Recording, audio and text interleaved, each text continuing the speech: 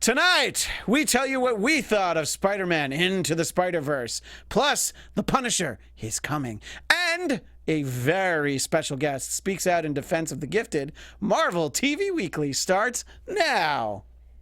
You're tuned in to AfterBuzz TV, the ESPN of TV talk. Now, let the buzz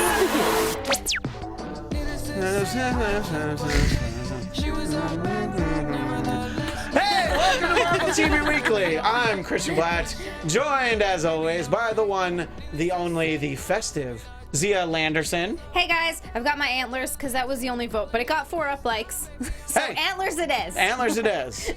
And we have a very, as I mentioned in the top of the show, we have a very special guest on the couch. Basically, I trapped her into doing this show because she was just finishing up the Saturday Night Live after show, and I was like, you can't go anywhere. Steph Sabraw! What's up, you guys? I'm here to defend the gifted. That's right, because you are on the Gifted after show. Yeah. And were you on in season 1 as well? Or Yes. Okay. I've been on since the beginning. And what I like about that show is that because Stephen Lemieux, one of our fearless leaders here at AfterBuzz, because he does it, you get really cool graphics. Yeah. Like if he was on this show, we'd have awesome graphics. But Zia, because it's just me and you, No we're one just like, cares about us. Yeah, I mean, we have a cool logo. I mean, I'll give it that. But Yeah. that's it's about it. But feel I like see no graphics. no graphics at all. Well, the first thing we're going to talk about, and we will talk about the Gifted in a moment, but the biggest news of the past week is that The Punisher Season 2 is coming sometime next month. Finally. But that means within a month we'll have probably 13. I doubt 10. Probably 13 more. Probably the final 13 episodes of the Punisher series. Oh, I made Zia sad. But I was happy and then I was sad. how excited are you to have more John Bernthal, more Punisher? I'm so excited. That's the one I've been waiting for the most and looking forward to the most because Daredevil has always kind of been in first place for me, but The Punisher's a really, really close second. So I was really excited that we're getting another season of it before they axe all the Marvel shows at once. Yeah. So, Well, get a little bit more. And, let's just hope that we're able to get ourselves on the Punisher after show. Yes. Because then we can talk about it there and here and there and here and, and anywhere on else. the Blackcast. Yeah, of course, and on the Blackcast. I mean, that's really what's important. This isn't a monopoly, Christian. I mean, it kind of is. I am that old Mr. Monopoly with the monocle and the Oh top wait, hat. if Disney's doing it, it's okay. Yeah, Never mind. thank you. I'm glad somebody understands. So I didn't know when we were going to get it, and they didn't tell us the day. But it's going to be a Friday. I doubt it's going to be the 5th, like the first Friday. So mid-January we're going to get it. Can't wait. I don't quite know what they're going to do in this season. I don't know anything about it. I don't know. I mean, from the way season 1 ended, hopefully you watched it because I'm going to say we got Jigsaw. Yeah. So, we better get him this time. I mean, that's what I'm hoping. They Yeah. set him up to be, that character. So I'm hoping that they just kind of start from where they left off. That's what I'm trying right. to get that yeah. out. And Yeah. lots more shooting people. Yeah, I mean, because that's if we all don't I get watch it that, for. if we don't get that, then maybe he should be canceled. Then if, what's if he- the point? If Frank Castle turns over a new leaf and it's like, no, I'm just gonna hug people instead of shoot them. No, I don't know. I don't Like want that. television off. Yeah. Television off. But anyway, so Steph, as we mentioned, you are on the Gifted After Show, and since Marvel TV Weekly began a little bit over a year ago, this show and the various panelists that we've had on it have been very hard on that show. I felt like it really started to come around at the end of the first season. And I think it's got so many ups and downs, more than any Marvel property. But so you've been on it for both seasons. So how did you end up on that show? Were you just like, I'm kind of interested in it? Or did you have a background of being, a fan of the X-Men movies? How did you end up on that panel? I've always liked the X-Men movies. I like mutants. Who's your favorite X-Men? I don't know. Probably Jubilee. Wolverine. I One have day- to go Wolverine. classic. One day someone's going to say I Jubilee. love the dimensions. I love the darkness and the lightness in him. So, Right. But I love what mutants stand for in Marvel Comics history. I think that they represent such a great and important part of society, like the outcasts, a lot of times the LGBTQ plus community and minorities. So that's why I was like, oh yes, this is sick on a show. I want to be a part of it. And then Steven asked me to do it, and I hadn't been on a show with Steven, so I'm like, yeah, I'm in.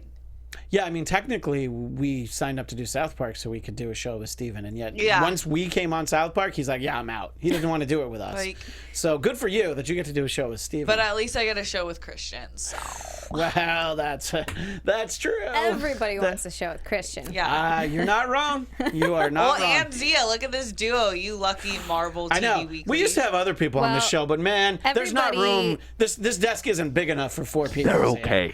Oh, all right, Venom, just calm down. All right, you're just lucky that you still get to be here, and that we haven't rang some bells and shot you into Lucky, space. it's torture back here. Steph, you didn't know that Venom was our engineer. I didn't know / producer. that. What? Hi, Steph. Yeah. Now, what have I told you? Don't threaten to eat the guests, Venom. But she looks so tasty. In this day and age, I cannot comment on that. Yeah, that's right, Venom. That's what could undo Venom is Me Too. But in any case, yeah, I mean, the appeal to mutants. I mean, look, if you take some of the... Well, really, if you take one of the X-Men movies, you take some of the best X-Men stories. If you were to take a script and you do find and replace mutants with gay, it's like, oh, it's really making the same point. Like... X2, the second X-Men movie, is largely based on an amazing graphic novel called God Loves, Man Kills. And it's the first time that it was a graphic novel, so it was a little bit more violent. Wolverine swore. Yeah. Oh, yeah. That's Zia's like, all right, I need this. It's called God Loves Man. It's Marvel graphic novel number 5, God Loves, Man Kills. And, you got to see things like mutants being lynched and just terrible things like that you wouldn't get day to day in the comics. It was a little heavy, so I think that that allegory is well on display, and I think the idea of the Gifted is not a bad one.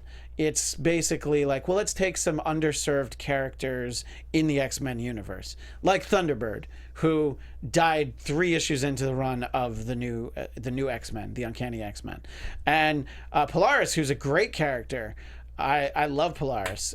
She's married to Havoc at some point, Cyclops' brother. But that was one of my biggest problems with the show when it started, is that I felt like they just weren't using her right. Like in the pilot, she had black hair, and I'm like, this is wrong. Yeah. Like, if you have green hair, why don't you flaunt it? I wish I had green hair. I wish you had green hair, too. I don't understand why and thank God that they went back to that. And thank God, if you guys are watching season 2, that we're getting this kind of, you see Magneto's daughter, even though they haven't explicitly said that. We know by the way she's looking that she is. But on the point of social issues, that's why I liked The Gifted, and why I still like The Gifted, because I think that they are hitting, and Cloak and Dagger does this as well. They're hitting the social issues well.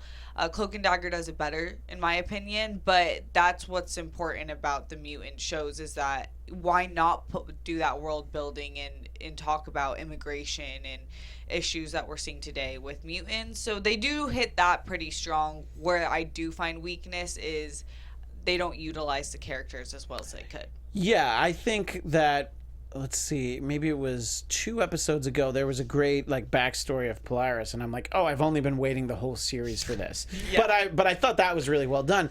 But then you always have other storylines, and I'm like, oh, come on,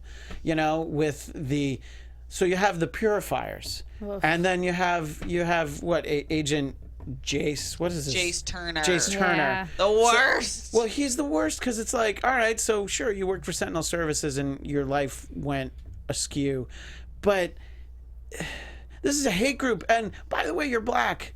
What are you doing with a hate group? No, seriously. It's too, and Steph, you and I have talked about that just off air. It's like the thing that drives me crazy is like, with no irony, he's like, yeah, no, I'm into this, and it's a little... It's a lot of a tough pill to swallow. Xia, now you were new to The Gifted in season 2, because when you were started on this show, I said, don't worry about season 1, you'll be fine. That's true. He said not to watch season 1, so I was like, okay. You didn't need to. What do you think works about the show? And then we'll talk about what doesn't work. Well, there are certain storyline, parts of the story that I like. There are certain characters I like. I like Polaris. I like... Oh my God. Blink? Yes, thank you. That's Me also too. one of my favorites too. She's great. And the thing that I'll tell you, the reason that I don't like it, and it's kind of just in simple terms, if you put the Gifted on and you leave the room and you don't really know what's going on, it sounds like a soap opera. Yeah. That to me is, and so when I'm watching it, I get so much soap opera vibes. Like, the social issues are great, but I feel like they could have done it in a better way that felt more genuine and less drama-y, if that makes sense. No, that makes sense. And you didn't even see the episode from last season when he runs off to help his ex-girlfriend, who's the like kingpin of crime, you know, in I don't even know what country. Oh, he went to. yeah, that Colombia. Was a She was in terrible. that, yeah, that was a cartel. terrible storyline. Terrible. There's a lot of like times where you're like, oh come on, what is this? And her But- name was Carmen, like the most dramatic soap opera name Days of Our Lives. My name's Carmen. I mean, What? my mom's name is Carmen. Oh my God! Carmen. So you're trying to say your mom's a drama queen? Ay, Dios mío. She is actually, and she's my queen.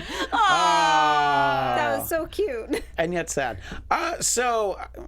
What? Oh, the girls sided with Tony there. All right, that's all right. I see Any where it is. woman's a queen. They're on my side now. That's right. You got them.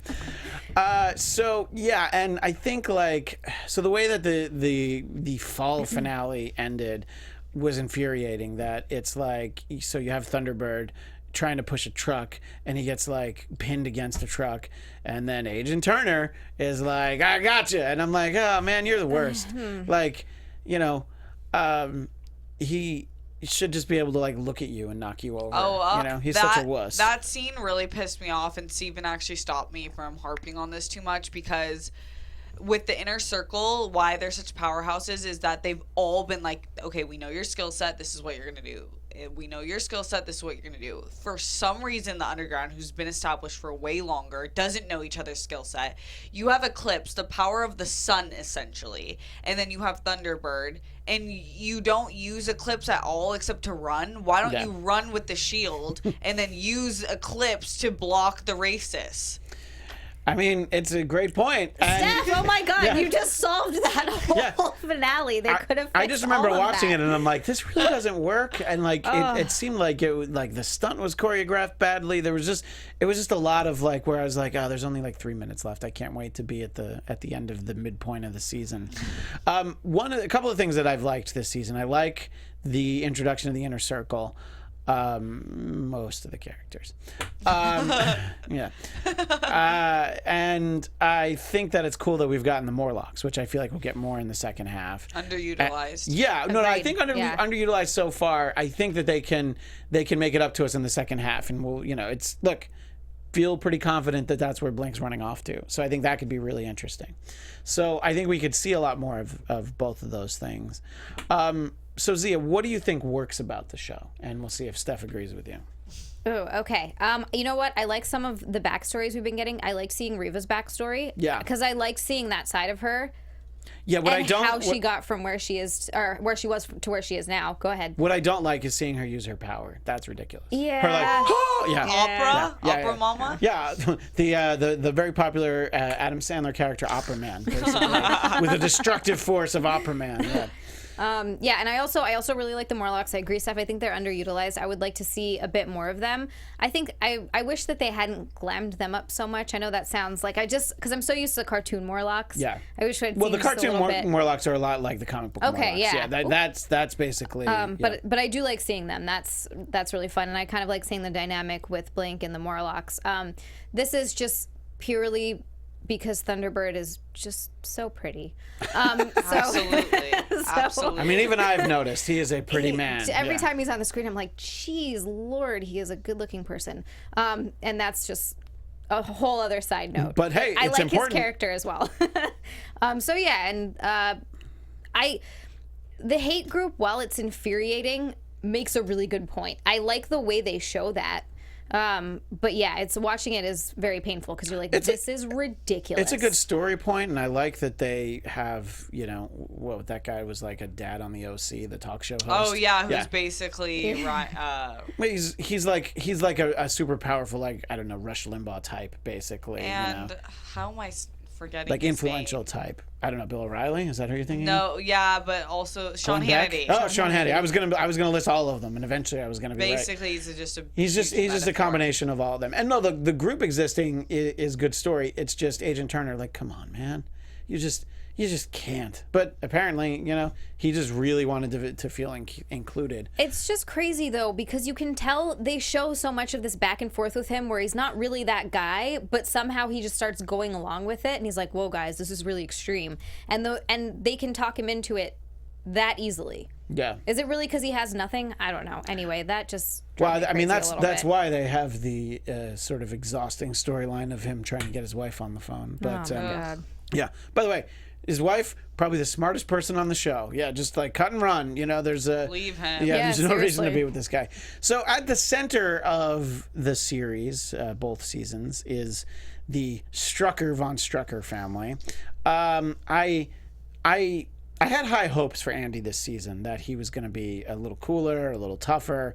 The emo hair just doesn't work. A bad dye job doesn't turn you into Quicksilver. I mean, I guess that's the look he's going for. And I think it's sort of interesting that he's part of this group and he wants to belong, because he doesn't want to belong with his family. But to me, the weak point of the show is that family.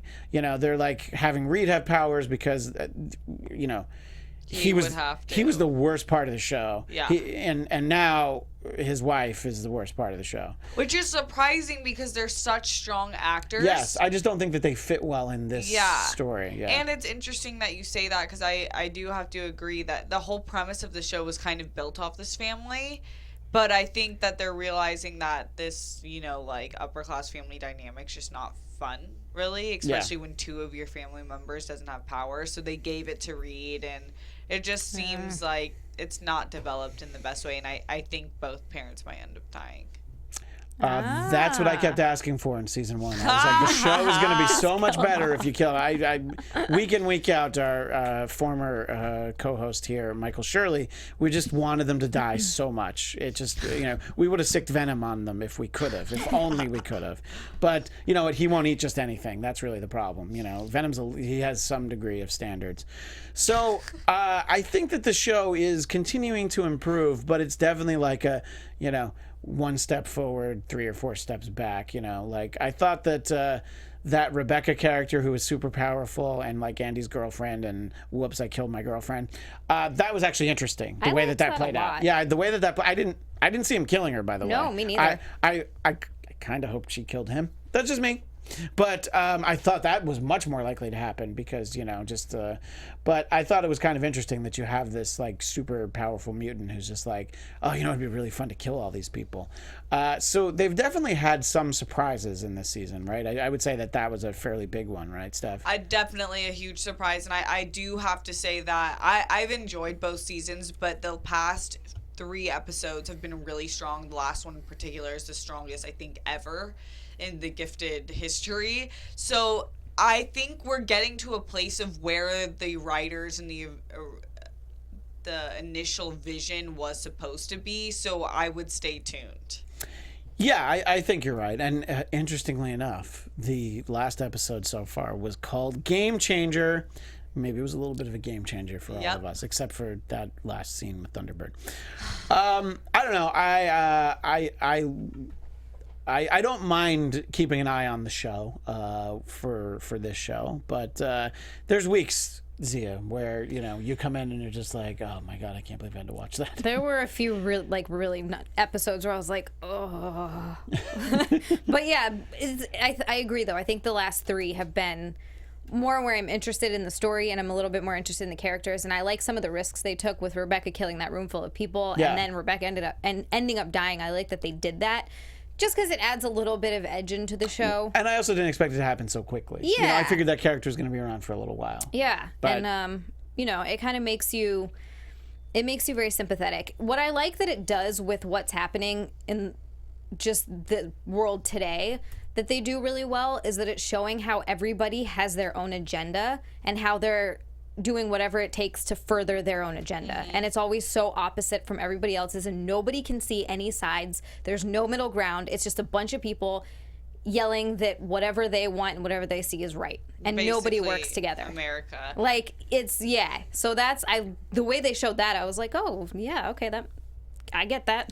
And we'd be remiss if I didn't highlight characters that I thought the introduction of was a huge improvement on the show. The Stepford Cuckoos, a.k.a. the Frosts. I thought that the episode that had their little backstory, that there used to be 5 of them, I thought that was really interesting. Which is true to the comics. Yeah, I thought that when Esme stayed behind and the other 2 went out in the field, I thought they were going to get killed, and I'm like, well, that would have been really interesting if we were down to 1, you know? 5. Yeah, but I think it could still happen this year, but I just was convinced. I'm like, well, why else would she stay behind to babysit? You know? Oh, no, just because it was bad writing.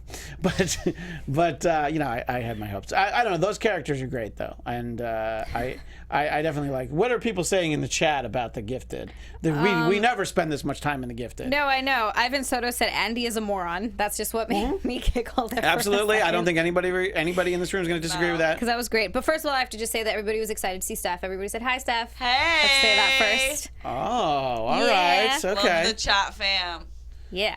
And Ivan Soto also says, I hope Esme gets redeemed. Ghost8386 says the gifted version of Alex Jones. Oh, that's who that talk show host is. I mean, Alex Jones is a little extreme. Yeah, you know. InfoWars, I think he's a little bit more Bill O'Reilly, Sean Hannity. Yeah. But, A little bit. Yeah, but I mean, in terms of like, he seems to have built like an empire, like Alex Jones. Well, Alex Jones had when he was able to actually upload his show. So I don't know. And look, here's the funny thing is, as Xia knows, usually we run out of time to talk about The Gifted. Just there's been so much the last few weeks. A lot of stuff. And we're just like, oh yeah, we got to catch up on The Gifted. And this seemed like the perfect opportunity to do it.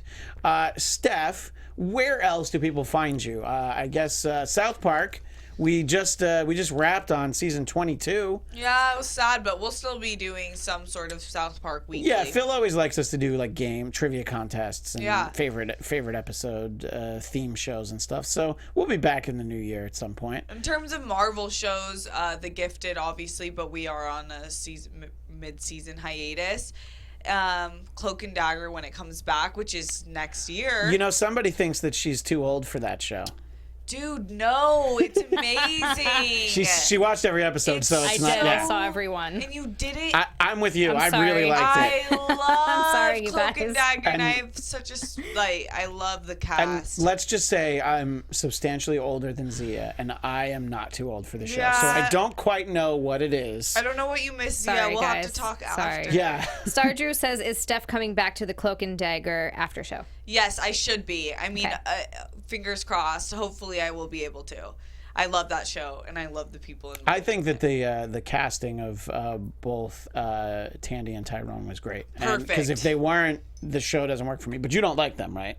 Yeah. So that's really the problem. That's the fundamental problem. is that you I don't- like Tyrone more than I like Tandy. Okay. I think Tandy. The reason I worry for the I forget her name, who plays Lauren Strucker, is because they look so similar, and I think Tandy is so strong at her role.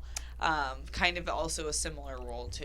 Zayas Bilou says, don't blame you, Xia. Thanks, Oh my Zayas. god. Anyway, so I also do SNL and Charmed, if you guys are into that. Which I mean, you might be if Yeah. you like Marvel, you might be into Charmed. Yeah. And if you want to see if you want to see Steph and her co-hosts talk about whatever it was that Miley Cyrus was wearing on SNL last night, check out the archive version of that. And other than that, you can find me on Instagram and Twitter at Steph Sabraw. Well, Steph, thanks for joining us. Thanks for having me. You guys are like my favorite Yay. people ever. I'm so happy we're on this. When he texted me and said you were going to be on the show, I was like, yes. Because she's like, because I wasn't coming if she was. Yeah, She was like, pretty much. I was like, scenario. gonna kind of just sit this one out. Well, Yeah, and you cool. brought That's treats, so That's true. God bless you. I'm just happy someone's eating all this sugar so I can get out of my house and I don't get diabetes. I'm your gal. Well, we gave Tony have more. diabetes, from what I hear. And now, Steph, we're not kicking you out because we don't adore you, but because we're going to talk about Spider-Man Into the Spider-Verse, and you didn't see it. I didn't So- see it, so I need to GTFO. Yeah, because I exactly. don't want spoilers. No. That's right. I don't wanna ruin anything man, for you the except that I think you're spoilers gonna enjoy it. Are going to be. Yeah, I would say check it out when you can. You know, if maybe you don't have time to get out to the theater, check it out. But again, at Steph Sabraw, like you said, and hopefully we have an occasion to have you back here on the show sometime soon. Yes, thanks for having me, guys. All right, thank you. So, Thank you. Xia, to start, your expectations for Spider-Man Into the Spider-Verse going into it. What were you hopeful? What did you think you were going to get out of it? Oh, honestly, I not that I wasn't hopeful, but I wasn't expecting that much, just because of what I was mostly excited for, looking forward to the most seeing this was Jake Johnson. Yes. Oh, that's the reason I got my wife to be excited for it. Like, she was going to go see it with me. And you know, we know his name's Jake Johnson, but we're like, so, Nick from New Miller. Girl. Nick Nick from Miller. New Girl is like a Yes. is like a Peter Parker's kind of giving up on being Spider-Man a little bit, you Yeah. know? And that was perfect. He was amazing. Yeah. Because when you think of like a little bit of a bum Peter Parker Yeah. Spider-Man, you think of Nick Miller. Absolutely. Jake Johnson. It's perfect. Yeah. So that was what I was most excited about, and it did not disappoint. But mostly I was going into it just being kind of hopefully optimistic, just because I wasn't sure what to expect. It's a slightly new storyline. So, you know, I wasn't expecting a ton. Yeah, and I mean, there's obviously so much great vocal talent. Chris Pine is the Spider-Man in Miles Morales' universe. Let's see, Lily Tomlin is Aunt May. Yeah. And Mahershala Ali is Aaron Davis / Prowler, which was a nice little... I do love him too. Yeah, So that's and cool. Haley Steinfeld as Gwen Stacy / Spider-Woman. I like that they didn't... Yeah, she's Spider-Gwen. We all know her as Spider-Gwen, Spider-Gwen. yeah. But, one of my favorite bits of casting was Nicolas Cage Nicolas as Cage! Spider-Man Noir. Yes. It was such a perfect part for him. You know what's great is I didn't know that going in. Right. So throughout the entire movie, I was like, I know that voice. Who is that? That's so familiar. And it was Nicolas Cage. And then when I saw the end of it, the whole way driving home, the only thing I could think was, huh? And I thought you would get that, but I don't think anyone else will. And Liev Schreiber as the Kingpin. Interesting take on the Kingpin. He's like, yeah, you know, how you doing? Forget about it. Like, he was definitely Very mobster. Very like mafia. Very Yeah. like Italian gangster. Very different interpretation than what we got from Vincent D'Onofrio. And also, what was interesting about it, and I know that he is like this in the comics, and I don't know if I just haven't got, they made him so huge. Yes. But with a very small head. He is often very large, and it just depends on the artist. But this was crazy. Yeah. So what did you think of the story? Now, how familiar were you with Miles Morales? Not too much. Only from what I've seen in the Spider-Man XD cartoon that we watched. Right, because And- it's in that show, both Peter and Miles are Spider-Man. Yeah, and so they're alongside each other, which I will say this, I'm not super happy with the fact that they killed off Peter Parker in this world. Not into that. No. I would rather them be working side by side. If that's what you want to do, that's Or fine. just not even side by side, or just like, you know, they're doing their own things. Maybe Spider-Man, yeah, whatever. Maybe in different parts of the city. Oh yeah, we should say spoiler Sorry, alert. Spoiler alert, guys. Yeah. Thanks, Tony. Well, it happens pretty early in the you know, it's sort of a fundamental. Can't win. Yeah, you can't win. with I that. know, we should have said it. You're Yeah. right. So we should definitely say the spoilers. That's on me because I just sort of naturally jumped into it. But we're gonna talk. We're going to talk a lot of spoilers in terms of plot and stuff. That's sort of a significant moment, and then we get the different Spider-Man. We get the Jake Johnson Spider-Man, who is, you know, are those The schlubby. Are those sweatpants? Yes. Yeah. He's like I think what he's trying to say is I'm fat. Are you calling me fat? I forget the exact line. Yeah. That was me. It was really funny. Oh, they call him I like- spent a lot of it laughing. Call them like well shaped or something like Yeah, that. you're Oh, a yeah. different shape. He's like, you're calling me fat. That's what you're trying to say is I'm fat. Yeah, and I don't know. I thought it was interesting. You know, the origin story for Miles figuring out, and I know this was in the trailer, but it's he can turn invisible. I can't do it on command. He can't do it on command. Yeah. You know, and so it's interesting that he has different powers than Spider-Man. You know, I think that helps. Gwen seems to have, you know, some slightly different powers. I don't know. There's obviously so many, but for me personally, and we talked about this when we reviewed the trailer, I just couldn't have been happier that they included Peter Porker, the Spectacular Spider-Ham, expertly voiced by comedian John Mulaney. That was pretty great. And just, you know, when he's going back to his universe, he gives Miles the mallet, and he's like, "This is for you. It'll go in.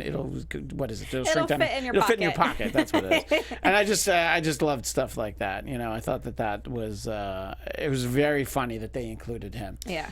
And My favorite moment Yes. still was from the trailer, though, where they're like, "Do animals talk in this earth? I don't want to freak anybody Yeah. out." And then he just falls over and faints. Yes. I mean, we already knew that was going to happen, but I still thoroughly enjoyed it. still when very it did. funny in the context of the movie. Yeah. And it was, I don't know, look, it was a really fun story, and I think that this is the way that you can get movie-going audiences comfortable with Miles Morales, is to do it in a multiverse, Yeah. in a multi-Spider-Man movie. You know, you get to think like, hey, do you guys want a Spider-Gwen movie? She's pretty cool. Do you want a Spider-Man noir movie? Yes, I do, by the way. And I love that he kept the Rubik's Cube. 100%. Yeah. Yeah, the Rubik's Cube was great. And Blue? No. Purple? No. and it was just fun, and it was funny, and you know, sometimes the superhero movies get a little bogged down and overly serious. And, you know, they've done a decent job with the Spider-Man movies and had some degree of fun, but because this was animated, I thought it was great. I thought you know, getting to know Miles and his family, you know, his dad dropping him off at school was very funny. You know, all the differing was good. levels of humiliation. And you know, I thought that there was a good lesson, really, and it was well voiced by Stan Lee, who I saw this movie with our friend Amy Cassandra Martinez and her husband. I saw your and pictures. she was very moved by what Stan had to say. So, the mask always fits, you know, or something, you know. So, you want to know what she said? Oh. That's actually, she was like, Did you hear that next to you in the theater? She was next to me, so yeah. So she was just, it definitely moved her, and you know, look, we only have a few more Stanley cameos. I don't know how many we have, gosh, I know. but I knew that it would be in here. I just wasn't expecting it, and then you just sort of get that moment like, oh no, it's a little extra sad. I gotta say, Yes, can sir. I just Please. Yeah, I did watch it too. I already talked about it a little bit, but I gotta say that cameo really stood out to me, mainly because he had more of a message to say than most of his cameos you know, like telling everyone like you can be a hero, like not necessarily a superhero, because you know there's superheroes, but like you can be a hero, you know, like you can step up to the occasion and you can be, I guess, like a hero in your own life, you know, and then like whatever obstacles you may be facing, you can overcome them if you just keep persevering. Right. Yeah. Basically, don't give up and eat a ton of pizza and start wearing sweatpants. You have to actually keep at it. Yeah. And I think, you know, it was nice to see Miles learn that. And, you know, he steals the flash drive and he's like, no, I got this. And I thought that there really was a nice message in here. And we'd be remiss also if we didn't talk about Penny Parker, who... I'm gonna be totally honest. I didn't know anything about that, and I was just like, "This is amazing." Yeah. I'm like, do I want that movie the most? Probably not, but fascinated by the idea that there could be a movie of that. And there's been, you know, they're definitely focused on doing a sequel to this, and they want to do some spin-offs of some of the female Spider women, which could include both Penny and Spider-Gwen, but there's also Spider-Women who weren't included in here, including Jessica Drew, who's the original Spider-Woman from the 70s from Marvel Comics. So, I think that, I don't know, we could be in store for some, you know, this worked really well. It was very successful already. So, you know, DC does a really good job, and they have a lot of animated movies that they don't really come out theatrically usually. Oh, there's a lot of those are on Netflix. A lot of the Batman movies, and they're fantastic. Yeah, The Killing Joke, which I know a lot of people didn't like, I thoroughly enjoyed. I actually thought it was good. Yeah. So yeah, and I think that the idea that, you know, like, well, these will work. And, you know, especially as we get to the merger with Fox and they don't know what they're going to do with their movies, well, maybe, you know, put an X-Men animated movie out there while you figure out what you're going to do with the live action, you know, like a reboot and recast Wolverine and, you know, all the things that they're probably going to want to do. Don't know if I'm ready for that I don't know yet. if we're ready for that. So just do an animated X-Men movie yeah. and make it look like the 90s series. Yeah. You know? I am Down for that. Right? So, what are people in the chat saying about Spider-Verse? Most people are saying that they really liked it. The Christian Jackson had the great point, or I mean, the great funny moment. Said, "That's all, folks." And then, is he allowed to say that? Like legally, Oh, yeah, is he allowed to say that? that was very funny. Yeah, that I was like really that, funny. yeah. Ghost 8386, who, by the way, I did see it in chat. Ghost, happy birthday for tomorrow. It's his 35th birthday tomorrow. 35th? Yeah. Oh my gosh! Happy birthday. If only I could be 35 again. But happy birthday to you. He also said that he loved the Stan Lee cameo. And where was the other one that I saw? I just saw another one that he said that was great. Oh, the end credit was great also. Yes, so we see That a was little bit awesome. of Spider-Man 2099, voiced by Oscar Isaac, by the way, which I only know because I looked it up. I mean, I looked up everybody because I'm like, who are some of these voices? But when he ended up going back to the 1967 Spider-Man, why are you pointing at me? Why are you pointing at me? I thought that was very funny. You know, we've talked about a lot of the different animated incarnations of Spider-Man, and again, our friend Amy was a huge fan of the 1967 Spider-Man, so she was very excited to see that there. Yeah. And, you know, it just lends itself to all the different opportunities they have to tell more of these stories going forward. And Spider-Man 2099 would be a welcome addition. You know, he was actually noticeably absent when they were starting to put everybody together. So they're like, it's all right, we're saving him, it's cool. Yeah, so I think that, you know, it's great. This was a nice little end of the year, you know, sort of like a little extra, like, hey, we got a little bit more Marvel for you, don't worry. Captain Marvel's coming. Avengers Endgame, sure, but how about Spider-Verse? And it was just a really fun, enjoyable time. Yeah. Like, I just got to go relax. I really liked the art style. I thought it was really cool. I liked the way that they threw in, like, the comic book elements while they were doing them, like, within the movie. I thought that was really fun. Just Yeah, like some of the, like, the word balloons and the little text boxes. when he was thinking, he would think out loud the words. I really enjoyed that. Just those little touches just made it so much more fun. There were a lot of like really cool visual flourishes, including like when the dimensions started to merge. Yes, I liked that. And typically, I'm not somebody that needs to see a movie in 3D, but I am going to see this movie again. I'm going to see it again this week. Because, shameless plug, we're going to do an episode of the Blackcast about it. Zia's going to be there. Amy's going to be there. And my usual guys are going to be there. Blackcast.com, BLADTCAST.com. And I want to see it in 3D. Because the just some of those visuals, I'm like, oh, this would actually look really cool. I feel like animation can lend itself a little bit better to 3D. Especially in situations where they're having a bunch of multiverses kind of implode into a, you know, come in within... I don't even know how they do that. Like, within one universe, there's like a bunch of them. I feel like doing that not in a cartoon would be a little bit harder. Yeah. And definitely a lot more expensive. So I mean, so expensive you just wouldn't see it. Just flat out, it wouldn't wouldn't happen. Yeah. So I think that it was cool that they were able to take that idea and use it and make it look as cool as they did in a cartoon.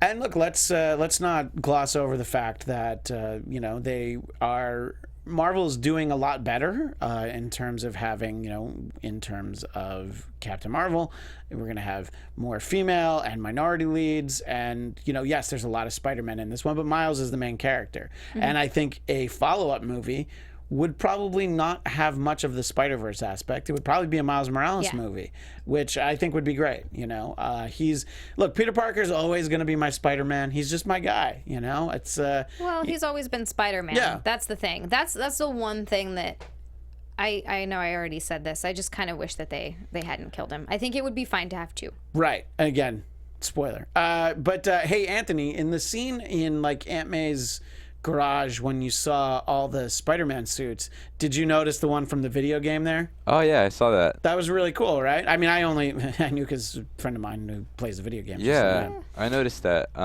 It was interesting because didn't they make a comic book as well with that goes hand in hand with the video game? Yes, I believe they did. Yeah, and there were just a lot of like cool different suits, and I like that Miles, like, he actually, I believe they call that, he tagged his own Spider-Man costume, put his own personal touch on it. Anyway, very happy with that film. And again, that was a great way to sort of wind down 2018, which is what we're doing here on the show. We'll be off the next couple weeks, but we will be back on Sunday, January 6th. I believe we're going to be on at 9 o'clock again because I think that works better for everyone here. So you'll have to follow us on social media before then. And this is mostly because the Doctor Who season ended and Zia's not doing a show at 9 right before, So now we can be the show at 9. We can be the show at 9. At least for a little while. Yeah. So without further ado, Xia, where do people find you? You can find me on Twitter and Instagram at Xia_land. It's XIA_land. And also tomorrow we're going to do the Chilling Adventures of Sabrina holiday special. I don't know if it's Christmas special. I think it might be a holiday special. Anyway. Take the safe route. Yeah, I think it's a holiday special. So I'm super excited about that. Tomorrow at 7 p.m. We're going to be talking all about that right before we break for the holidays. So it's perfect. Well, that'll be fun. Yeah. And, that's going to be great. I know that you've enjoyed it's the Chilling Adventures of Sabrina. The Chilling Adventures of Sabrina. Yeah, it was a fun show. I really liked it. It's good. And I think they shot the seasons concurrently, so there already are enough episodes for season 2, yep, right? Season 2's already coming out. Yep. They've shot them, so we know Great. at least we're going to get it. Yay. That's right. And unless Disney decides that they want to cancel it, because Disney cancels everything on Netflix. Just jokes. You can find me at ChristianDMZ, Twitter and Instagram. I already gave the shameless plug for my personal podcast, The Blackcast, but it is spelled BLADTCAST. And at TonyBTony_ in the booth. Where do people find you other than that? Your shows are on hiatus at the moment? Yeah, Horror Movie News is on hiatus right now, but we'll be back I believe the second week of January. Okay. Yes, January 9th, I want to say that Tuesday we'll be coming back. And there's going to be a lot of new things happening, so stay tuned to see who's back and who isn't. Oh, are you going to not be back, Anthony? You better be back, Tony. We'll have to Oh my stay gosh. tuned and find out. I don't know if I want to watch that show. Way to tease that up. I don't know if I want to watch that show if you're not on it. But anyway, so thanks so much to everybody who continues to support this show, all of our great people in the chat. Yeah. And of course, we always want to get in the Merry Christmas, Happy Holidays, and of course, Happy New Year. We will see you, as I said, on January the 6th, probably at 9 Pacific. But until then, Excelsior! Bye! Our founder, Kevin Undergaro, Phil Svitek, and me, Maria Menounos, would like to thank you for tuning in to AfterBuzz TV. Remember, we're not just the first, we're the biggest in the world, and we're the only destination for all your favorite TV shows. Whatever you crave, we've got it. So go to AfterBuzzTV.com and check out our lineup. Buzz you later. The views expressed herein are those of the hosts only and do not necessarily reflect the views of AfterBuzz TV or its owners or principals.